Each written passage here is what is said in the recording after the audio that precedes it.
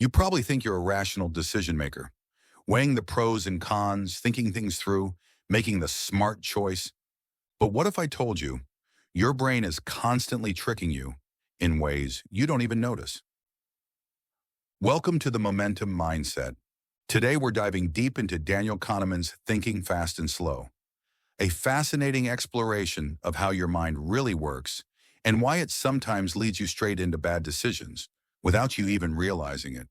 This isn't just psychology theory, it's about understanding the invisible forces that shape your choices, from the cereal you buy, to the career moves you make, to the way you invest your money. Let's break it down. Chapter 1. The Two Systems of Thinking.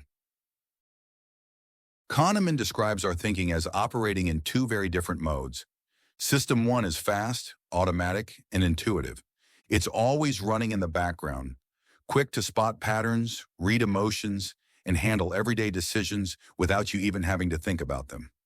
You don't have to try to recognize your friend's face across the street.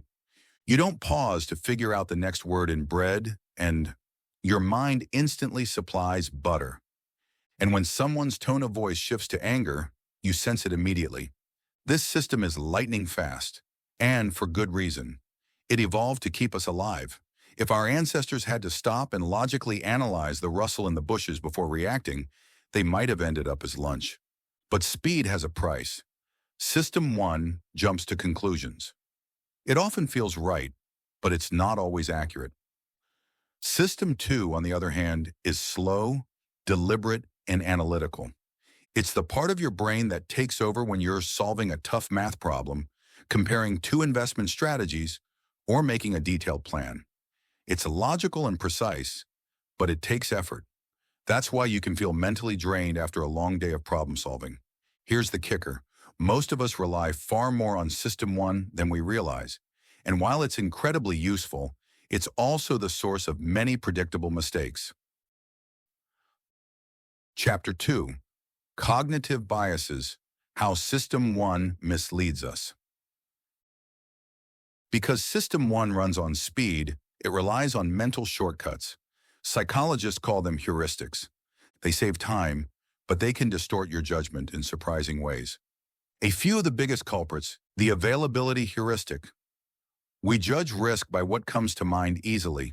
If you just heard about a plane crash on the news, you might think flying is more dangerous than driving, even though the stats prove the opposite. The anchoring effect. The first number you see sets the tone for what you think is reasonable. If a jacket is originally $300, now $150, that $150 feels like a deal, even if that's the real fair price. The halo effect. When you like one thing about a person, you unconsciously assume other good qualities. An attractive person might seem more competent, kinder, or smarter, even without evidence. Loss aversion. Losing something hurts more than gaining the same thing feels good. Losing $100 stings more than winning $100 excites you. Overconfidence bias. Most of us think we know more than we do.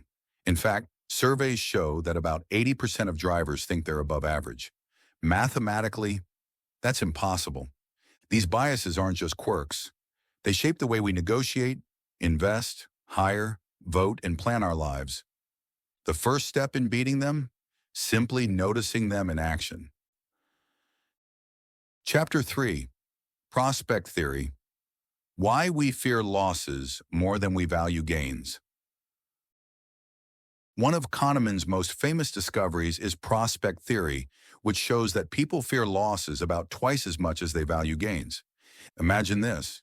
You're offered a choice, a guaranteed $500 or a 50% chance to win $1,000. Mathematically, the expected value is the same, but most people take the sure $500. Now flip it. You can either accept a guaranteed loss of $500 or a 50% chance to lose $1,000. Suddenly, most people take the gamble. Why? Because the pain of loss pushes us into risky behavior when we're trying to avoid it, even if the gamble doesn't make logical sense. This is why investors often hold on to losing stocks for too long, hoping they'll bounce back rather than locking in a loss. Chapter 4. The planning fallacy. Ever told yourself, I can get this done in a week, and then 2 weeks later, you're still working on it? That's the planning fallacy, our tendency to underestimate how long something will take and how much it will cost. We do it even when past experience proves we're overly optimistic. Why? We focus on the best-case scenario, ignoring the likelihood of delays, mistakes, or unexpected challenges. It's why home renovations, IT projects, and even writing a book so often run over budget and over time. Pro tip, when estimating, look at similar past projects and double your estimate for both time and cost. You'll be much closer to reality. Chapter 5. The Endowment Effect. Here's a fascinating quirk. We tend to overvalue what we already own. If you have a coffee mug, you might refuse to sell it for less than $10. Yet if you didn't own it, you wouldn't pay more than $5 for it. It's not about the mug's real value. It's about the fact that it's yours. Ownership creates an emotional connection that distorts judgment. This is why people struggle to declutter their homes, why businesses hold on to underperforming products, and why investors cling to bad stocks. Recognizing this bias helps you make more objective decisions in business, investing, and even personal life. Chapter 6. Key lessons to remember. We rely too much on fast, intuitive thinking, and it leads to predictable mistakes. Our memories and emotions distort rational decision-making. Losses hurt more than gains feel good, making us overly cautious in some situations and overly risky in others. We underestimate time and cost by focusing on unrealistic best-case scenarios. We overvalue what we own, making it harder to let go when we should. Conclusion. Thinking fast and slow reveals an uncomfortable truth. Our minds aren't nearly as rational as we believe. System 1 helps us act quickly, but also leaves us vulnerable to bias. System 2 helps us think logically, but we often avoid using it because it takes effort. The solution isn't to get rid of System 1, it's to know when to slow down, engage System 2, and question our first impressions. By becoming aware of these mental traps, you can make better financial decisions, communicate more effectively, and plan more realistically. And that's a wrap on today's audiobook. Thanks for spending your time with me. I truly appreciate it. If you found value here, make sure to like, follow, and subscribe so you don't miss the next one.